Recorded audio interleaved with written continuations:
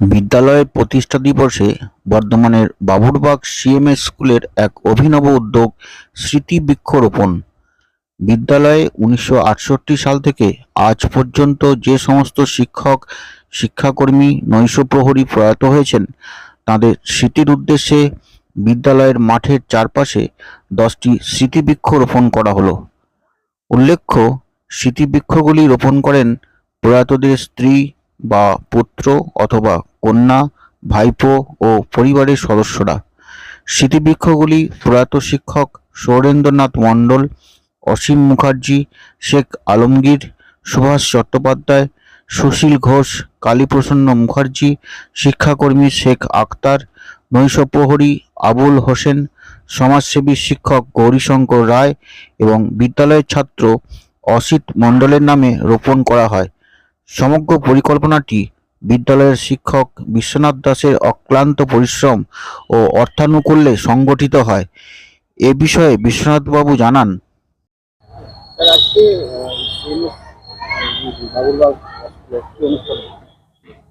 আজকে আমাদের স্কুলের প্রতিষ্ঠা দিবস 2রা সেপ্টেম্বর। এই প্রতিষ্ঠা দিবস উপলক্ষে আমাদের পুরস্কার বিতরণ অনুষ্ঠানটা হয়ে থাকে এবং তার সঙ্গে এবারে যেটা করা হয়েছে সেটা হচ্ছে আজ পর্যন্ত 68 সাল থেকে আমাদের বিদ্যালয়ে যারা প্রয়াত হয়েছেন, যে সমস্ত শিক্ষক, শিক্ষাকর্মী, নৈশপ্রহরী যারা, তাদের উদ্দেশ্যে আমরা স্মৃতিবৃক্ষ রোপণ করেছি। কারণ এরা বিদ্যালয়ে এখন যারা এসছেন তারা এই যে যারা প্রথম থেকে আছেন তাদের নাম, তাদের পরিচয় কিছুই জানেন না। তাই তাদেরকে যাতে আমরা স্মরণ করে রাখতে পারি, সেই জন্য তাদের প্রত্যেককে, যারা প্রয়াত হয়েছেন তাদের প্রত্যেকের নামের উদ্দেশ্যে আমরা স্মৃতিবৃক্ষ রোপণ করলাম এবং এই স্মৃতিবৃক্ষের চারপাশে আমরা বাঁধিয়ে দিয়ে ওখানে তাদের নামের ফলক আমরা বসালাম এবং এই গাছটি আমরা রোপণ করালাম ওই সমস্ত মানুষজন যারা প্রয়াত হয়েছেন তাদের উত্তরাধিকার যারা আছে, যেমন স্ত্রী হোক, কন্যা হোক, পুত্র, এরা এসে এই গাছগুলো রোপণ করলেন। অভিনব উদ্যোগ। যারা নৈশপ্রহরী ছিল, যারা ছিলেন নৈশপ্রহরী, তাদের উদ্দেশ্যে কেন ভাবনাটা এই জন্যই ভাবলাম যে আমি যেহেতু স্কুলে একবারে প্রথম থেকে আছি, মানে স্কুলে যেদিন থেকে ভিত্তিপ্রস্তর স্থাপন হয় সেই 86 সাল থেকেই আমি যেহেতু এই স্কুলে আছি, কাজে আমি স্কুলে কারা কারা ছিলেন তাদের পরিচয়, তাদের সঙ্গে আমি তখন মানে বিদ্যালয়ে শিক্ষকতা করেছি, তাদের নামগুলো এখনকার যারা এসছেন তারা কিন্তু জানেন না কেউ যে কারা স্কুলে ছিলেন, বা তাদের জানার চেষ্টাটাও হয়তো অনেকে করেন না কে আছেন। কিন্তু তাদেরকে যাতে আমরা স্মরণ করে রাখতে পারি সেই জন্যেই এই স্মৃতিবৃক্ষ রোপণ করলাম। কারণ আমি এই অক্টোবরেই আমার বিদ্যালয় থেকে আমি অবসর নেব এবং অবসরের সময় তাদের স্মৃতি যাতে থাকে সেই জন্য এই ব্যবস্থা করলাম। স্মৃতিবৃক্ষ আমাদের 10টা রোপণ করা হলো, কারণ এর মধ্যে আমাদের 10 জন প্রয়াত হয়েছেন, সেই 10 জনের নামই আমরা স্মৃতিবৃক্ষ রোপণ করলাম। আচ্ছা, এই যে স্মৃতিবৃক্ষটা আমরা দেখতে পাচ্ছি, এই স্মৃতিবৃক্ষটা রোপণ করেছি এই কারণে যে আমাদের বিদ্যালয়ে যখন শুরু হয় সেই ক্রাইসিস পিরিয়ডে আমাদের বিদ্যালয়ে যিনি সম্পাদক ছিলেন ডাক্তার বিশ্বনাথ মণ্ডল মহাশয়, এবং বিশ্বনাথ মণ্ডল মহাশয়ের এক পুত্র ক্লাস 8ম শ্রেণীতে তখন আমাদের পড়তো। সেই 8ম শ্রেণীতে পড়া থাকাকালীনই সে আকস্মিক তার মৃত্যু হয় এবং তার জন্যে তার বাবা আমাদের কিছু অর্থ সাহায্য করেছিলেন। তা যা হোক, তারই পুত্রের স্মৃতি রক্ষার্থে আমি এই জায়গায় একটি বকুল গাছ স্থাপন করলাম। শুধু তা না, সেই এই গাছের মধ্যেই তার নামটা স্মরণ হয়ে থাকবে, আর এই জায়গায় যারা মানুষজন আছেন তারাও এই ছায়া পাবে, এই আশা রেখে এই স্মৃতিবৃক্ষটা রোপণ করা হলো। আচ্ছা, এই ফলকটা দিয়েছি আমাদের শিক্ষক সুরেন্দ্রনাথ মণ্ডল, অর্থাৎ সুরেন মণ্ডল নামে তিনি পরিচিত ছিলেন।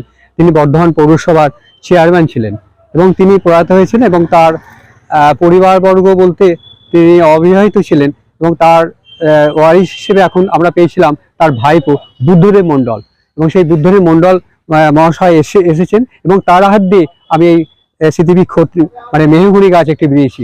কারণ মেহগুনি গাছ অনেক দীর্ঘস্থায়ী এবং এও গাছে মানুষের ছায়া দেবে, আমাদের বিদ্যালয়ের মাঠে চারিদিকে যে সীমারেখা সেটাও নির্দিষ্ট হবে।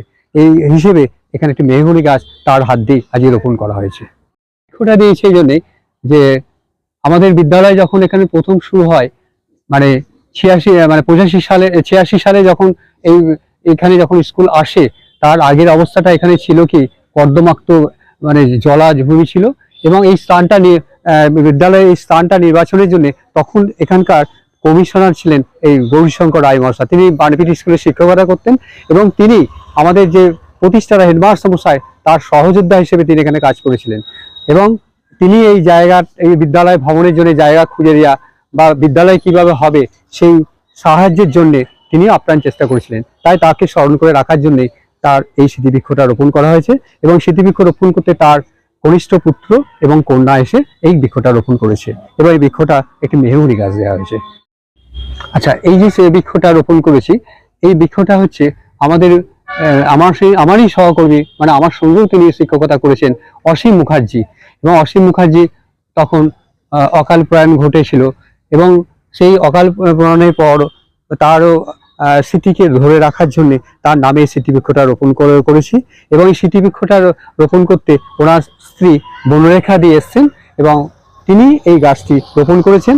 এবং এখানে একটি বিশেষ গাছ দেওয়া হয়েছে, যেহেতু আমাদের অসীমদা, আমি অসীমদাই বলছি, এতে উনি আমার সঙ্গে শিক্ষকতা করেছেন।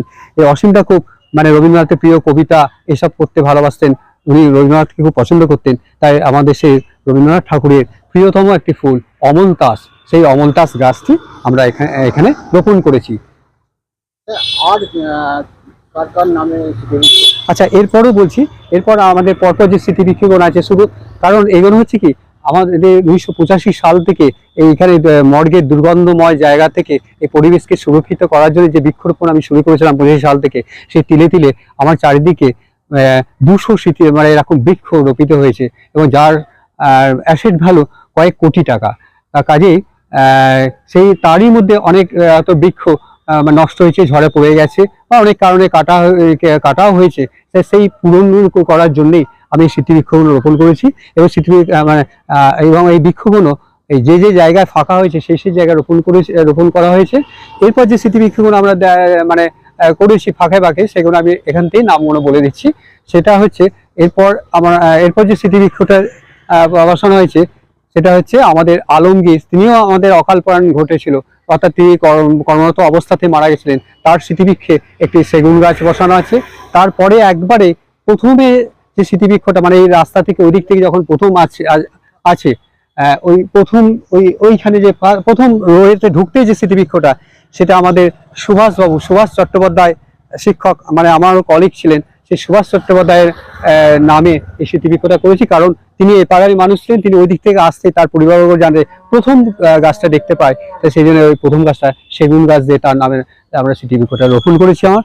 তারপরে ওই মানে ঠিক একবারে পশ্চিম ধারে যে দেখতে পাচ্ছেন যে পরপর যে গাছের সারি রয়েছে, ওরই মাঝে প্রথম স্মৃতিবৃক্ষটা আছে, ওখানে আমাদের নৈশ প্রহরী মানে আবুল হোসেনের। কারণ আবুল হোসেন আমাদের তখন এই বিদ্যালয়ে যখন এখানে কোনো ইলেকট্রিসিটি ছিল না, সে কর্দমাক্ত জায়গায় সে নাইট গার্ডের কাজ করেছে।